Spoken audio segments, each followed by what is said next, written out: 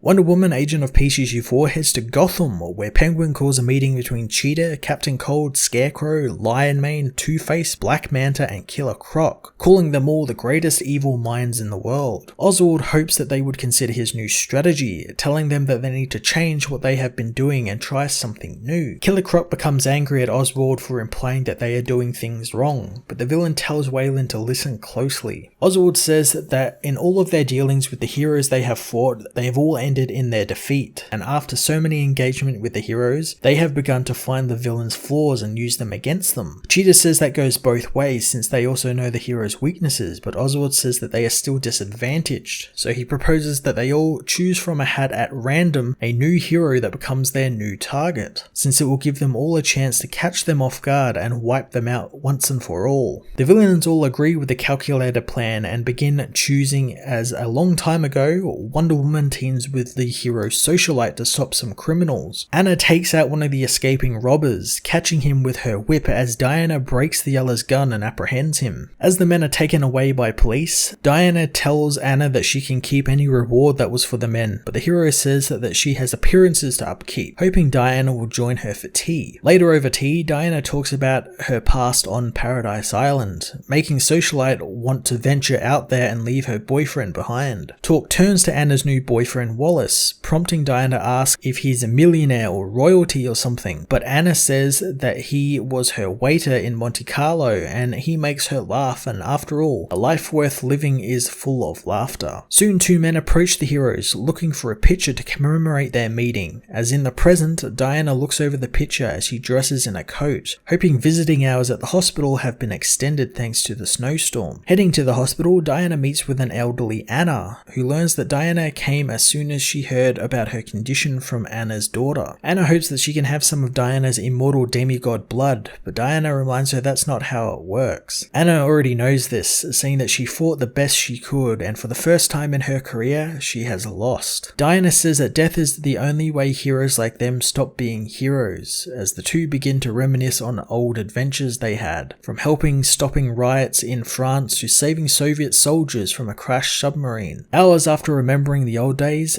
Diana apologizes for rambling like she did, but Anna tells her never to be sorry, since she has made her so happy. But now she's tired, and Diana has a world to continue saving. Diana says that she'll stop by again, but Anna tells her to say her goodbyes now, since she is done fighting. Diana begins to cry as Anna passes away, leaving Diana to later attend her funeral. At the funeral, Diana is last at the grave when suddenly alarms begin ringing. Taking off into the sky, Diana is horrified to learn hundreds of nuclear warheads raining down on the cemetery and the city. She tries to stop them, but they all go off, leaving a massive crater around Wonder Woman in the cemetery. The ground underneath her begins to vibrate as zombies burst forth from the soil, one being Anna, who as the zombies grab at Wonder Woman, tell her not to fight it. Hippolyta soon arrives, telling Diana her diplomacy was wasted, so now her and the Amazons are ready to cleanse the planet of humanity, since they have poisoned Mother Earth beyond repair. Diana takes her mother's hand as they fly through the decimated remains of humanity. Hippolyta says that humans have nothing but death and destruction in their blood, but Diana doesn't think that true, since they cannot decide the fate of a race on the actions of a few. Hippolyta finds it endearing her daughter thinks that way, but takes her into space to get a good look at the situation. Wonder Woman finds that Earth has been completely destroyed, but Hippolyta says that their island was spared, and it is now their job to wipe the human race off the planet for good, so Earth can begin to heal itself. Back down on Earth, the Amazons rip through the humans, and Diana knows this is wrong. Since the dead cannot be reanimated, the entire planet would not go to war in a matter of minutes, and the Amazons are not murderers, since the very basis of their existence is peace and love. Diana refuses to accept what she sees, calling it all a lie. Back in the real world, Scarecrow's fear toxin begins having no effect on Wonder Woman, angering the villain as his new mix of gas should have made her go mad from what she saw. Diana tells the villain that she almost did, turning on the villain angered that he dared do this on the day her friend died and was buried. Grabbing the villain, she intends to see how he likes the gas, gas, ripping Crane's mask off and giving a huge dose of it. Jonathan begins to see Diana as a monster, while others come and put a straitjacket on him. Diana soon takes the villain back to Arkham, where he's kept secure as he continues to see things. Diana hopes that the day he feels better, they learn why she was targeted, since losing her friend and watching the world burn around her didn't sit well with her at all. Taking off, she knows that Anna made the world a better place by being there, and the hero hopes that she can say the same when her time comes as well. Wonder Woman Agent of Peace issue 4 was a really interesting issue since it took an idea that has been done a few times before, villains switching heroes, and coupled it with a story revolving around loss and being a hero. Jimmy Palmiotti and Amanda Connor did a great job of introducing a new hero called Socialite and showcasing her impact on Diana, and I really enjoyed the idea of Scarecrow coming after Diana and using her own fears of death as well as the death of her friend against her, all of which was shown visually by Daniel Samper's really cool and kind of foreboding art. I'm going to give this issue a 9 out of 10.